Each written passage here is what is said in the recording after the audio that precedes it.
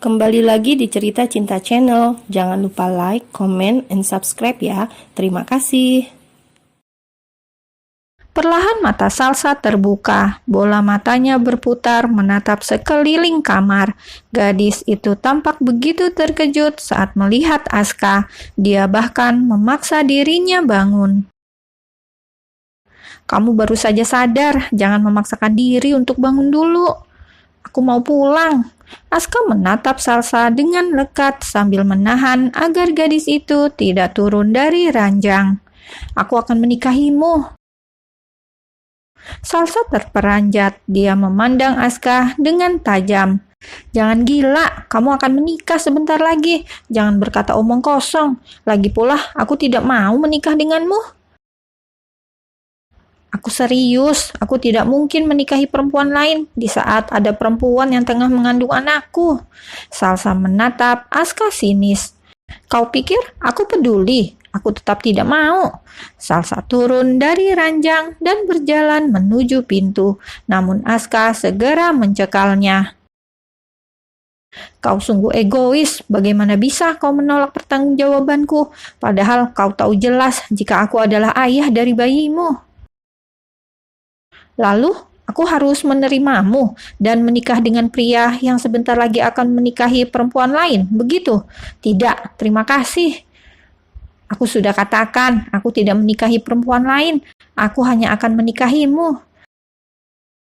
Salsa menatap mata Aska. Terlihat kejujuran di sana. Perempuan itu bimbang jika dia menerima pertanggungjawaban Aska, sama artinya dia menghancurkan perasaan wanita lain. Tapi jika dia menolak, nasib anaknya yang dipertaruhkan. Salsa bisa saja membesarkan anaknya seorang diri, tapi bagaimana pandangan masyarakat terhadap anaknya yang lahir tanpa ayah? Belum lagi bulian yang mungkin anaknya terima karena lahir tanpa ayah. Jangan banyak berpikir, Bill. Pilihanmu hanya menerimaku untuk menikahimu.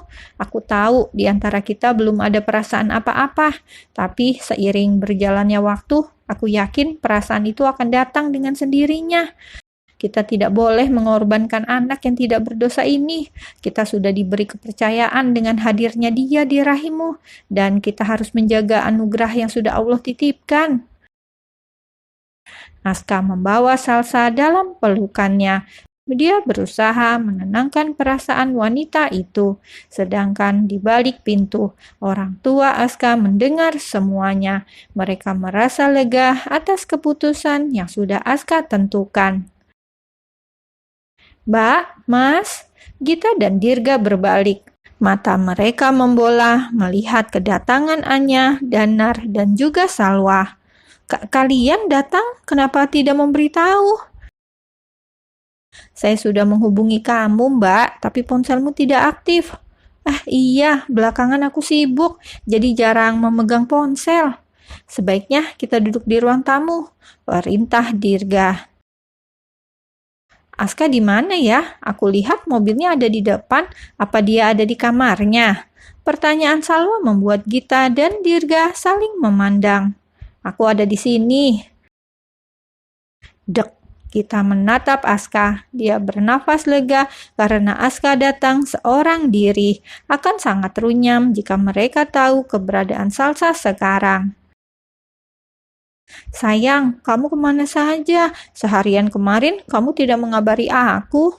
Salwa bergelayut manja di lengan Aska. Namun Salwa merasa ada yang aneh. Aska hanya diam dan tidak merespon seperti biasanya. Ada yang ingin aku bicarakan, mumpung Mama dan Papa di sini. Danar dan Anya menatap calon menantunya. Sepertinya ada hal serius yang ingin Aska sampaikan. Salwa yang mendengar nada serius Aska mulai ketar-ketir. Apakah Aska benar-benar akan membatalkan pernikahan mereka? Tidak, Salwa tidak akan membiarkan hal itu terjadi. Ada apa? Sepertinya ada hal yang sangat serius, tanya Danar setelah mereka duduk di ruang tamu. Dirga dan Gita hanya diam. Dia membiarkan Aska berbicara lebih dulu. Sebelumnya, saya minta maaf pada Mama, Papa, dan juga Salwa. Saya tahu apa yang akan saya sampaikan akan sangat melukai kalian. Mas, kamu tidak serius dengan ucapanmu kemarin kan? Pertanyaan Salwa membuat orang tuanya semakin bingung. Sebenarnya apa yang terjadi? Apa yang ingin kamu sampaikan, kah?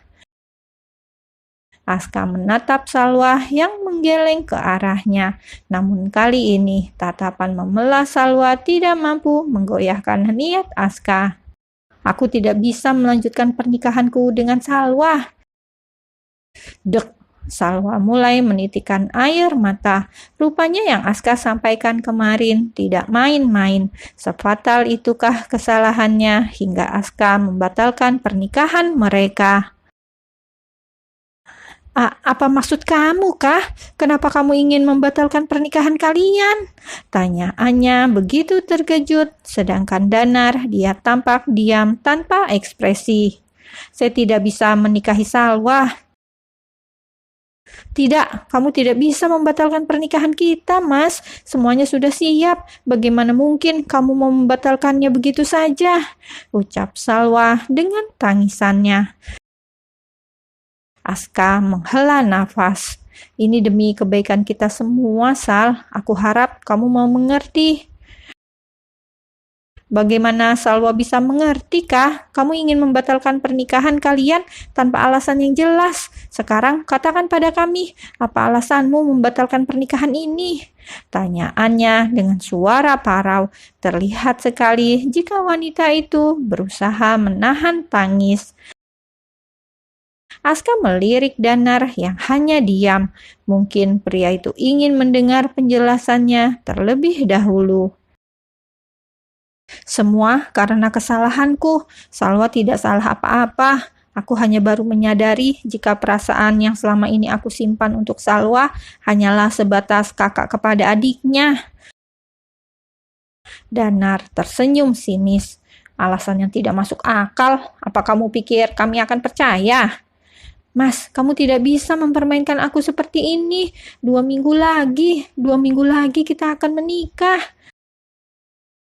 Undangan, gedung, semuanya sudah siap. Tidak hanya keluargaku yang akan malu kalau pernikahan ini batal, tapi keluargamu juga. Ucap Salwa lirih. Hanya berusaha menenangkan putrinya, sedangkan Danar terlihat mengepalkan tangan. Hal itu tak luput dari penglihatan Dirga. Kenapa baru sekarang kamu mengatakan lelucon ini? Danar mulai bersuara. Jujur, dia kecewa dan juga marah. Aska membatalkan pernikahan putrinya secara sepihak. Maafkan aku, Om. Danar menatap Aska dengan nyalang. Bahkan sekarang, pria itu tidak lagi memanggilnya Papa. Kamu sudah menghina dan mempermainkan keluarga Adiaksa. Kamu juga menyakiti Salwa. Aku tidak akan membiarkan kamu hidup tenang setelah melakukan semua ini pada keluarga kami. Ucap Danar mulai emosi. Dirga menatap pria yang dulu menjadi rivalnya. Ini yang terbaik untuk Aska dan Salwa dan lebih baik Salwa terluka sekarang daripada dia terluka setelah mereka menikah. Intinya mereka tidak ditakdirkan berjodoh. Putus Dirga. Danar tertawa sumbang. Mudah sekali kamu berkata seperti itu. Bagaimana jika kamu yang menjadi orang tua Salwa? Dia tidak hanya terluka, tapi juga malu karena pernikahannya batal. Pernahkah kamu berpikir sampai ke sana? Hah? Teriak Danar emosi. Mas, sudahlah, kita bisa bicarakan ini baik-baik. Ucap Anya. Kamu mau bicara baik-baik pada mereka yang sudah menghina kita? Tidak, Anya. Aku sudah tidak sudi berhubungan dengan keluarga ini lagi. Aku tahu kesalahan putraku begitu fatal, tapi percayalah, semua demi kebaikan Salwa. Dirga kembali berbicara. Danar berjalan ke arah Aska dengan wajah penuh kemarahan. Buka! Mas, apa yang kamu lakukan? Pah, kenapa Papa memukul Mas Aska? Ucap Gita, Anya, dan Salwa bersamaan. Bibir Aska robek akibat pukulan dari calon mantan mertuanya. Gita segera menghampiri Aska, sedangkan Danar menahan Salwa mendatangi Aska. Memukulmu sampai mati pun tidak akan pantas mengobati luka hati putriku. Dirga menahan tangan Danar yang kembali akan memukul putranya.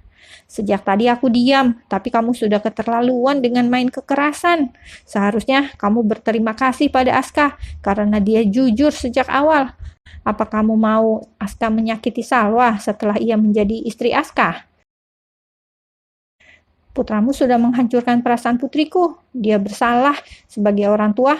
Harusnya kamu mengajarinya bersikap jantan. Gita menatap suaminya yang terlihat begitu emosi. Mas, aku mohon hentikan. Kalian sama-sama emosi. Masalah ini tidak akan selesai jika kalian menggunakan kekerasan. Pinta Gita. Namun sia-sia, Dirga sudah terlanjur emosi. Aska membatalkan pernikahan ini karena tidak ingin menyakiti Salwa seperti yang dia lakukan padamu dulu. Kenapa kamu membawa-bawa masa lalu? Ucap Danar tak terima. Karena itu kenyataannya, kamu terpaksa menikahi Gita dan berakhir kamu menyakitinya. Apa kamu mau nasib Salwa sama seperti Gita? Kamu tentu ingat betul bagaimana dengan kejamnya kamu menyakiti dan menyia-nyiakan Gita di masa lalu. Semua terdiam, hanya ada isak tangis dari bibir Salwa. Mereka memang tidak menutupi masa lalu orang tua mereka kepada Aska dan Salwa.